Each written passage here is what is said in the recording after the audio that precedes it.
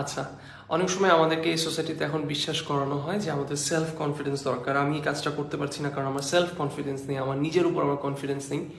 But ইসলামে আমরা জিনিসটা একদমই হয়ে দেখিনি, এবং ইসলামে আমরা আসলেই এই সেলফ কনফিডেন্স জিনিসটাকে অত বেশি প্রমোট করি না, অথবা একদমই প্রমোট করি না, এবং এটাকে প্রেজ ওয়ার্দি কিছুও মনে করি না। কেন? আমরা সকাল বিকালে দোয়ার মধ্যে আল্লাহ সুবহানাহু ওয়া তাআলার কাছে দোয়া করছি, ইয়া হাইয়ু ইয়া কাইয়ুম বিরহমাতিকা আস্তাগীথু আসলিহ লি শানি কুল্লাহু ওয়া লা তাকিলনি ইলা নাফসি তারফাতা আইন।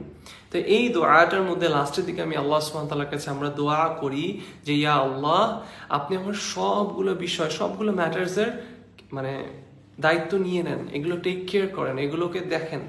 এবং আমরা আল্লাহর কাছে দোয়া করি যে ইয়া আল্লাহ, আপনি একটা চোখের পলকের জন্য আমার বিষয়গুলো আমার হাতে ছেড়ে দিয়েন না, আমার ম্যাটার্সগুলো, আমার চিন্তাগুলো আমার হাতে ছেড়ে দিয়েন না। তাহলে এই দোয়াটা থেকে আমরা আসলে কি শিখছি? It is not praiseworthy, এটা কোনো ভালো কোনো কিছু না যে নিজের উপর কনফিডেন্ট হওয়া, সেলফ কনফিডেন্ট হওয়া, মনে করা যারা আমি নিজেই পারবো।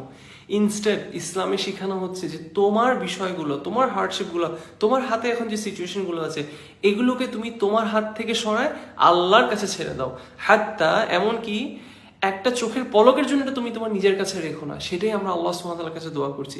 তাহলে আসলে কি সেলফ কনফিডেন্সের ওরকম কোনো জায়গা আছে ইসলামে, নাকি প্রত্যেকটা জিনিস আল্লাহর উপর ছেড়ে দিয়ে, আল্লাহর উপর ছেড়ে দেওয়ার কারণে সেই জিনিসটার উপর কনফিডেন্স থাকাটার জায়গা বেশি ইসলামের মধ্যে?